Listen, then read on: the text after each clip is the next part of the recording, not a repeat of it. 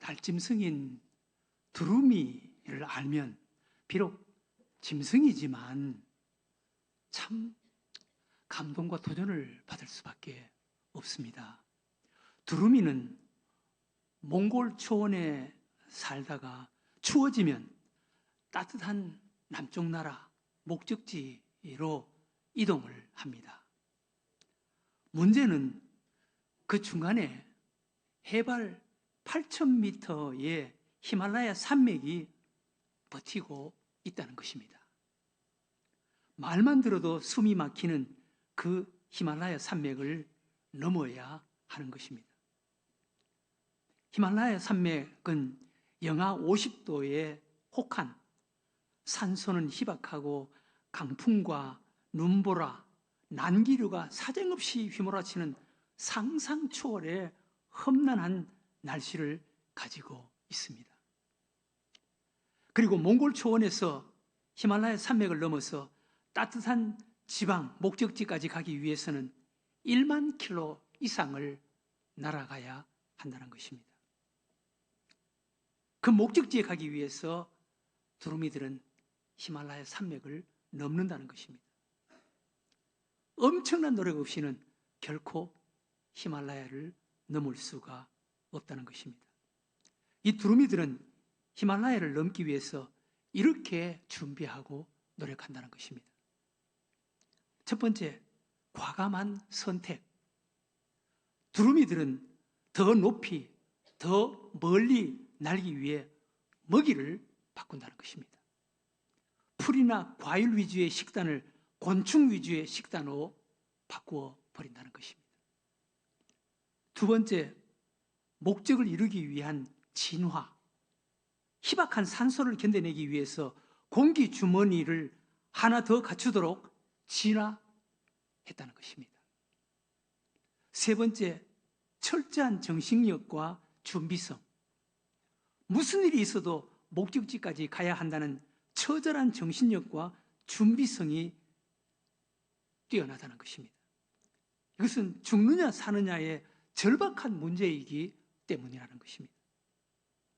네 번째, 하나 되는 단결력.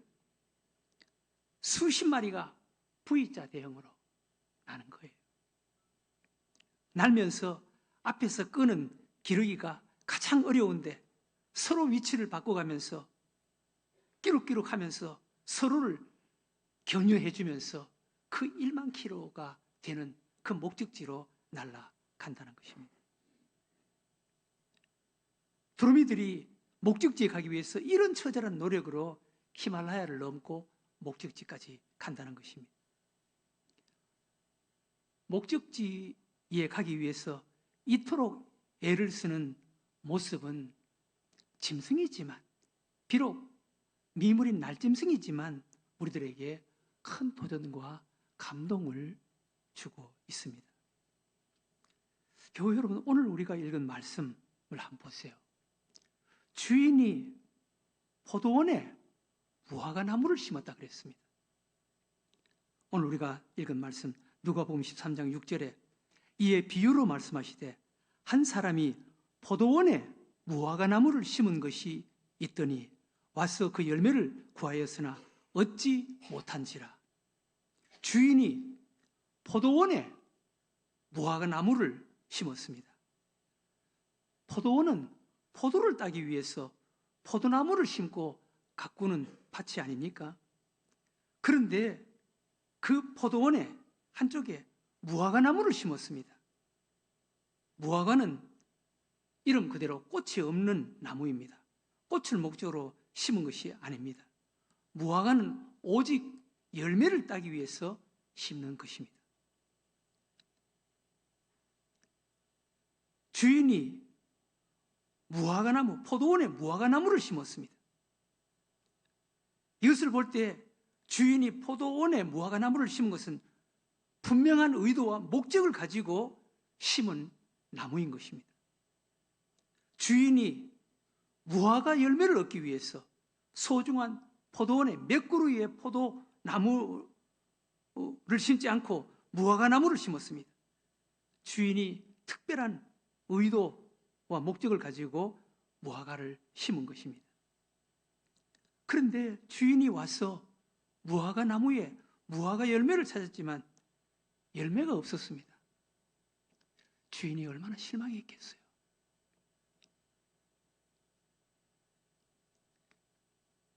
이것은 우리 예수님이 유대인들을 지적하고 책망하는 말씀입니다. 하나님께서 유대민족을 특별히 선택해서 유대민족을 애굽에서 구원해냈습니다. 하나님께서 그 완악한 바로왕의 마음을 꺾기 위해서 10가지 재앙, 마지막에는 애굽의 초태생, 애굽 사람들, 처음 난 장자 모두를 죽이는 이런 처절한 방법으로 유대민족을 애굽에서 구원해냈습니다. 그리고 홍해 바다를 마르땅같이 건너게 하셨고 애굽의 군병들을 홍해 바다 속에 다 수장시켰습니다.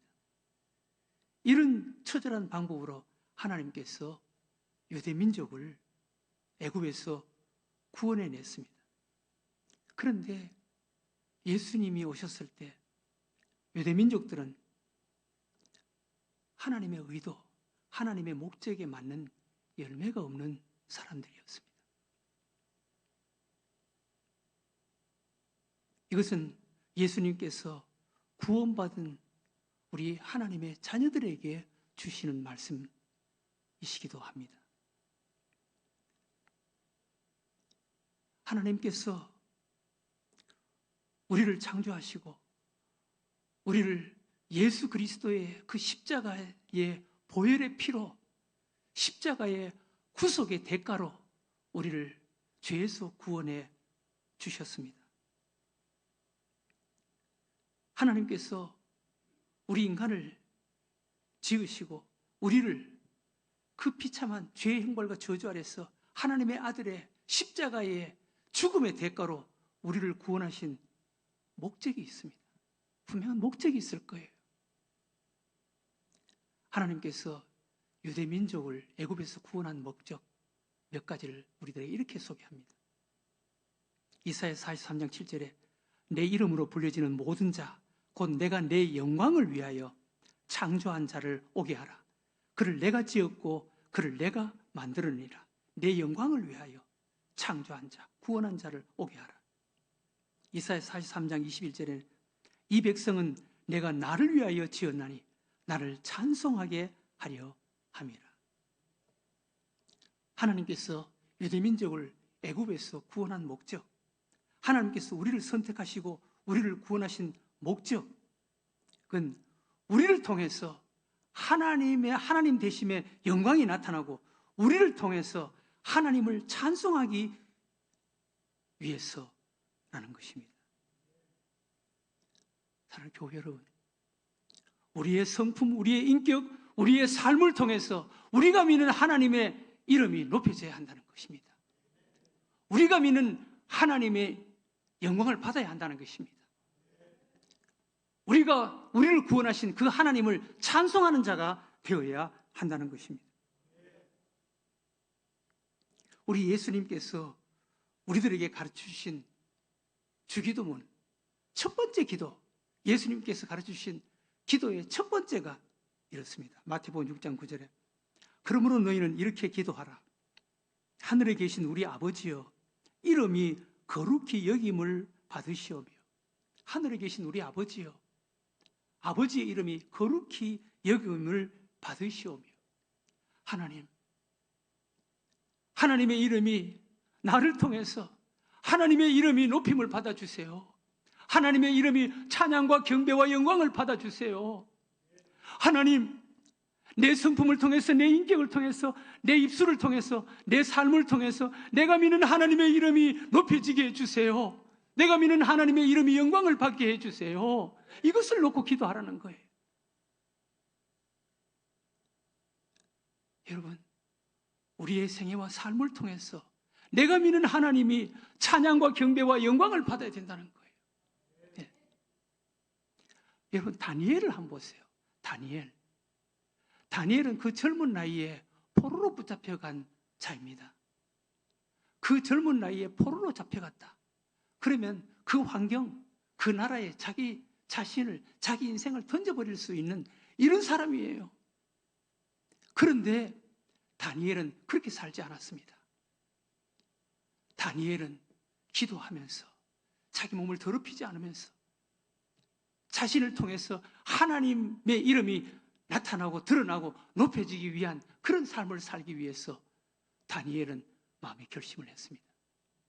그런 삶을 통해서 포로로 붙잡혀간 포로의 주인된 나라의 왕이 다니엘을 어떻게 이야기하는지 한번 보세요.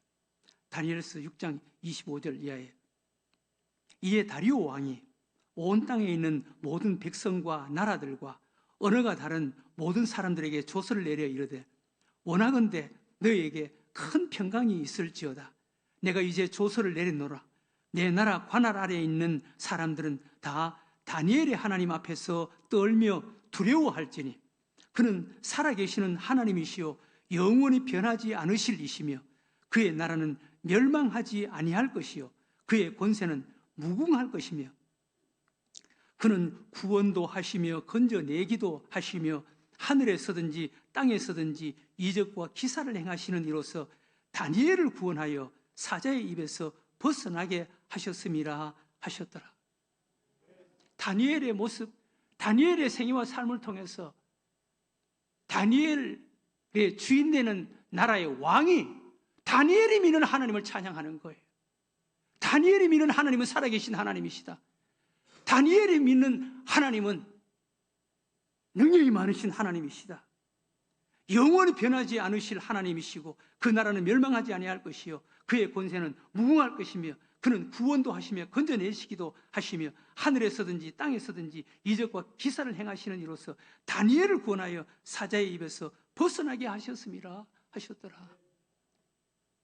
다니엘은 자신의 생애와 삶을 통해서 자기가 믿는 하나님을 이렇게 높이는 자가 되었다는 것입니다. 사랑하는 교회 여러분, 우리도 우리의 믿음, 우리의 삶을 통해서 우리가 믿는 하나님이 이렇게 높여져야 한다는 것입니다.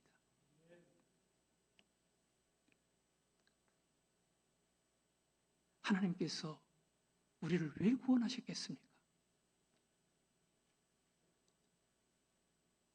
우리는 관상용이나 애완용이 아닙니다.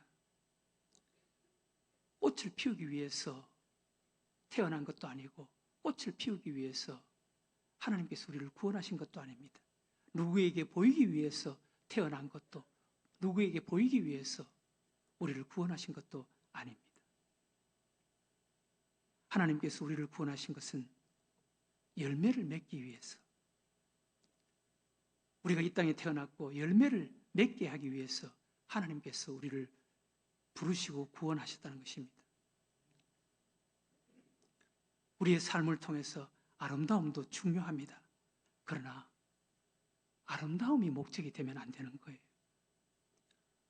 우리의 인생에 열매가 목적이 되어야 한다는 것입니다. 하나님께서 포도원에 무화과 나무를 심은 것처럼 무화과 나무는 꽃을 목적으로 심은 것이 아니에요. 열매를 목적으로 심은 거예요. 우리를 통해서 하나님의 영광이 나타나야 하고 우리를 통해서 하나님이 찬양과 경배를 받으셔야 한다는 것입니다. 우리의 믿음의 모습을 통해서, 믿음의 삶을 통해서 우리가 믿는 하나님의 이름이 거룩히 여김을 받고 높임을 받고 우리를 통해서 하나님이 찬양을 받는 이런 삶을 사는 자가 되어야 한다는 것입니다. 예수님께서 왜 이 땅에 교회를 세우셨겠습니까? 예수님이 이 땅에 교회를 세우신 이유와 목적, 교회에게 주신 예수님의 지상 명령을 이렇게 말씀합니다. 마태복음 28장 18절 이하에 예수께서 나와 말씀하여 이르시되 하늘과 땅의 모든 권세를 내게 주셨으니 그러므로 너희는 가서 모든 민족을 제자로 삼아 아버지와 아들과 성령의 이름으로 세례를 베풀고 내가 너에게 분부한 모든 것을 가르쳐 지키게 하라. 볼지어다 내가 세상 끝날까지 너희와 항상 함께 있으리라 하시니라. 이 명령은 이 땅에 있는 모든 교회에 주신 우리 예수님의 마지막 지상 명령입니다. 모든 민족을 제자로 삼아라. 가서 복음 전하고 영혼 구원해서 가르치고 훈련시켜서 지키게 해서 제자 삼아라는 거예요. 하나님께서 이 땅에 교회를 세우신 목적, 교회에 주신 명령은 모든 민족을 제자 삼아라는 거예요. 예수님을 가르치고 예수님을 배우고 닮게 만드는 작은 예수되는 예수님의 제자 삼아라는 거예요. 그것이 하나님께서 이 땅에 교회를 세우신 목적이라는 거예요. 교회의 존재 이유라는 것입니다. 저는 지난 주일 저녁 대전 새로남 교회 제자훈련, 사역훈련, 헌신예배 설교자로 부름을 받아서 그곳에서 헌신예배를 인도했습니다. 헌신예배를 인도하면서 제 마음속에 얼마나 큰 도전과 감동을 받았는지. 새로남 교회는 한강 이남에서는 주목받는 교회, 큰 교회로 소문나 있습니다. 오정훈 목사님은 총회장 목사님이십니다. 그렇게 큰 교회니까 제자훈련도 몇 팀이 제자훈련생들이 한 30명 정도 되고 사회훈련생이 한 30명 정도 되더라고요. 그런데 그 제자훈련생 가운데 한 명이 간증을 하고 사회훈련생 가운데 한 명이 간증을 하시더라고요. 그리고 제자훈련생 30명이 다 일어나서 전 성도들 앞에서 지금까지 제자훈련을 받으면서 성경 암송한 성경 구절을 합창으로 성경 구절을 암송을 다 하더라고요. 그리고 사회훈련생들도 암송을 다 하더라고요. 그리고 마지막에 특송을 하더라고요. 거기까지는 좋았어요. 저도 우리 늘샘교회 제자훈련 여러분들이 경험했지만 10년 전까지만 해도 제자훈련, 훈련생들 성경 암송, 성경 구절 암송 다 했고 그리고 마지막 수료식 때 나와서 성경 구절 암송을 다 했습니다. 사회훈련생들도 사회훈련 받을 때 로마서 8장을 암송을 하거든요. 로마서 8장 한 장을 다 암송하기도 했습니다. 그런데 제가 큰 감동을 받은 것은 마지막 순서에 제자훈련, 사회훈련생들이 다 일어나고 그리고 기도 후원자들 다 일어나세요. 그런데 그 오후 헌신 예배 때 1000명이, 2000명, 2000명 되는 성도들이 다 일어나는 거예요. 다 일어나서 제자훈련, 사회훈련, 기도 후원자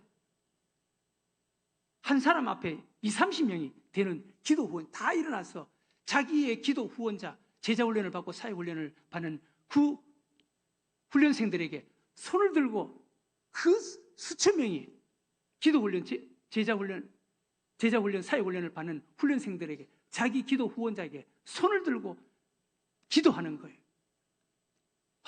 그 모습 보면서 얼마나 감동이 되는지. 제가 설교하면서 솔직히 얘기했습니다. 교우 여러분, 솔직히 저는 제자훈련이라 그러면 어느 교회 갔어도 저는 당당했습니다. 자부심이 있었습니다. 사실 저는 그랬거든요. 저는 다른 거는 몰라도 제자훈련이라 그러면 어느 교회 갔어도 자부심과 자긍심을 가지고 있었습니다. 그런데 제가 여러분들을 보고 솔직히 제자훈련에 대해서 부끄러움을 느꼈습니다. 라고 이야기를 했습니다.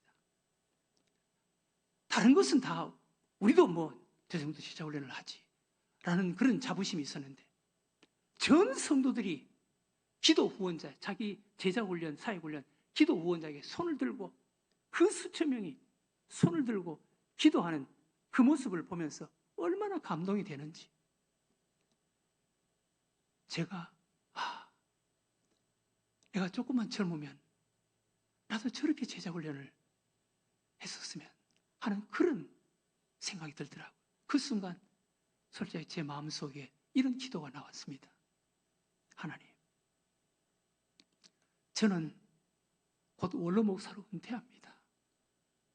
그런데 하나님, 제 후임 목사는 저보다 더 열심과 열정을 가진 제자 훈련하는 좋은 목사님 보내주세요. 그래서 이 교회처럼 이렇게 제자 훈련하는 교회로 세워가도록 하나님 좋은 목사님 보내주세요. 그런 기도가 나오더라고요.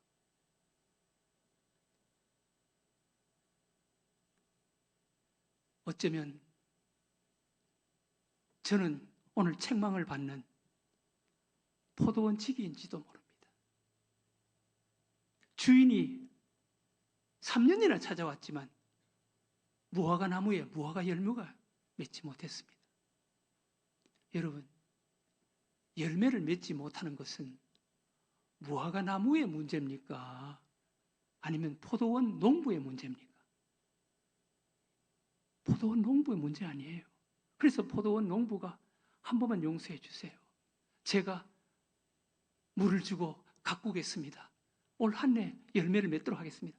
그렇지 않으면 뽑아내버리세요. 포도원 농부가 주인에게 잘못을 고백하는 거예요.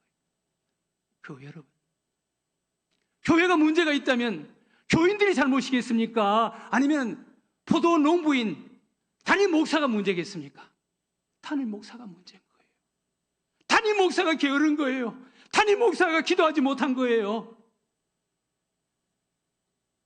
담임 목사가 포도원 지기가 열심을 내지 못했기 때문에 무화과 나무에 열매가 맺지 못한 거예요. 늘샘교회에 열매가 없다면, 우리 늘샘교회 성도들에게 열매가 없다면 포도원 지기인 저의 책임이지, 제 문제지. 그래서 누가복음 13장 8절 이하에 대답하여 이르되 주인이여 금년에도 그대로 두소서. 내가 두루 파고 거름을 줄이니 이후에 만일 열매가 열면 좋거니와 그렇지 않으면 찍어버리소서 하였다 하시니라. 포도원 지기의 문제라는 거예요. 사랑하는 우리 교회 여러분, 오늘날 예수님은 시장하시지 않겠습니까? 이 땅에 있는 교회를 보면서 시장에서 혹시 늘샘교회 무화과 나무의 열매를 기대하고 찾기 위해서 우리 교회에 찾아오시지 않겠습니까?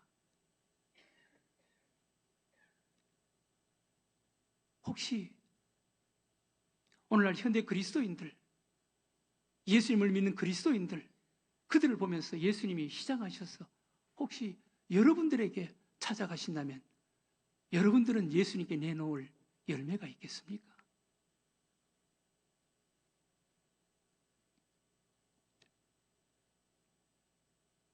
교회를 통해서 하나님의 뜻을 이루어야 하는데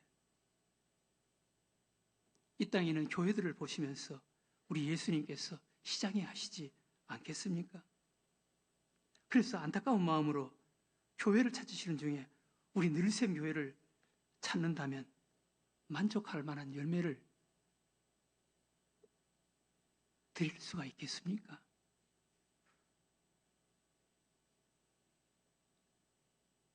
열매가 없다. 우리 예수님이 얼마나 실망하시겠어요? 주인이 실망한 것처럼 얼마나 실망하시겠어요?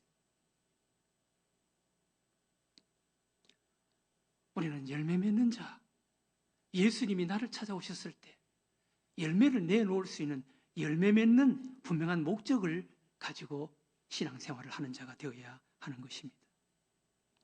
분명한 목적을 가지고 사는 사람과 목적 없이 살아가는 사람은 전혀 다릅니다. 목적을 가지고 사는 사람과 목적 없이 살아가는 사람은 삶에 큰 차이가 있습니다. 목적이 분명하면 세 가지의 삶의 장점, 은혜, 축복이 나타납니다. 첫 번째, 목적이 분명하면 그 목적이 자신을 지배하고 활력 있게 이끌어갑니다. 오늘날 현대인의 문제 가운데 하나는 삶의 권태감이라는 것입니다. 젊은이들 가운데도 삶의 권태감을 가지고 무기력하게 사는 사람들이 많이 있습니다. 만사를 귀찮게 생각하는 것입니다. 의욕도 당당함도 자신감도 없습니다. 왜 그렇겠습니까? 목적이 없기 때문에 그렇다는 것입니다. 돈을 벌었거나 어떤 것을 이룬 사람들도 그 목적은 성취했지만 또 다른 그 이상의 목적이 없기 때문에 삶의 허물을 느끼는 사람들이 많이 있다는 것입니다. 오늘날 대학생들은 대학에 들어가는 것만 목적이지 그 이상의 목적이 없기 때문에 대학에 들어가서도 나태하고, 오늘날 여성들 아이들을 키울 때는 그것이 목적이 되어 분주히 살지만 아이들이 성장하고 하나 둘 떠나가면 다른 목적이 없기 때문에 허물을 느낀다는 것입니다. 목적이 이루어지고 다른 목적이 없기 때문에 그렇다는 것입니다. 그러나 여러분, 성경 속에 다니엘과 그 세 친구들 한번 보세요. 그들은 분명한 목적이 있었습니다. 포로로 붙잡혀 왔지만 우리 신앙을 더럽히지 말자, 하나님과 멀어지지 말자, 하나님을 드러내자.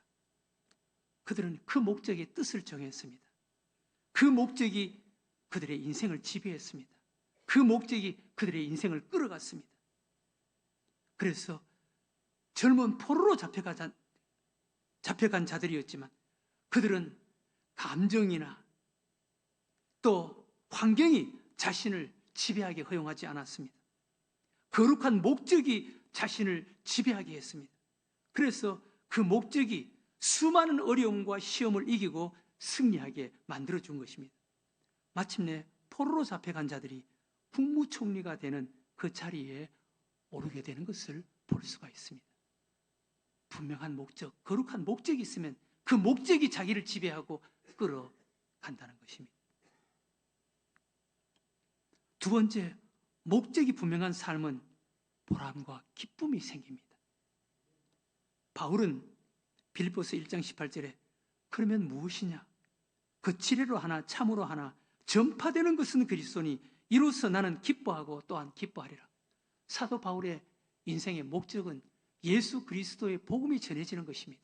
그래서 이와 같이 감옥 속에 갇혀 있지만, 언제 죽을지 모르는 이런 상황 속에 던져졌지만 감옥 속에 있는 바울 자신 때문에 전파되는 것은 그리스도라는 거예요.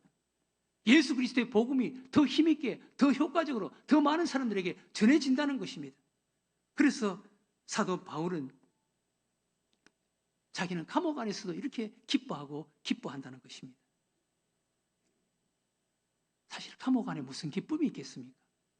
그러나 바울의 목적은 예수 그리스도의 복음을 전하는 것이 목적입니다. 그래서 감옥 안에 있든 어떤 상황 속에 있든 바울 때문에, 자기 때문에 예수 그리스도의 복음이 전해지는 것, 그것 때문에 바울은 기쁘다는 것입니다. 이와 같이 목적이 분명하니까 감옥 안에서도 그 목적이 이루어지고 있다는 것을 생각하면서 바울은 기뻐하고 있는 것입니다. 목적이 분명한 삶은 보람과 기쁨이 생기는 것입니다. 마지막 세 번째, 목적이 분명한 사람은 그 인생을 통해서 하나님께 영광을 돌리게 되는 것입니다. 요한복음 15장 8절에 너희가 열매를 많이 맺으면 내 아버지께서 영광을 받으실 것이요 너희가 내 제자가 되리라. 너희가 열매를 많이 맺으면 내 아버지께서 영광을 받으실 것이요. 우리를 부르시고 구원하신 하나님, 그 하나님이 나를 향하신 목적을 이룰 때, 우리가 그 목적이 이루어질 때 하나님께 영광을 돌리는 자가 된다는 것입니다. 하나님의 목적을 이루어가는 교회, 하나님의 목적을 이루는 그리스도인의 삶을 통해서 하나님이 영광을 받으신다는 것입니다.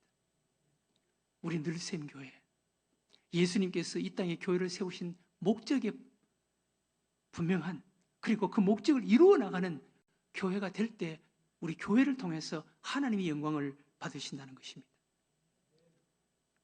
우리 성도 한 사람 한 사람, 하나님께서 우리를 선택하시고 우리를 구원하신 하나님의 목적을 이루어가는 자가 될 때 우리의 생애와 삶을 통해서 하나님이 영광을 받으신다는 것입니다.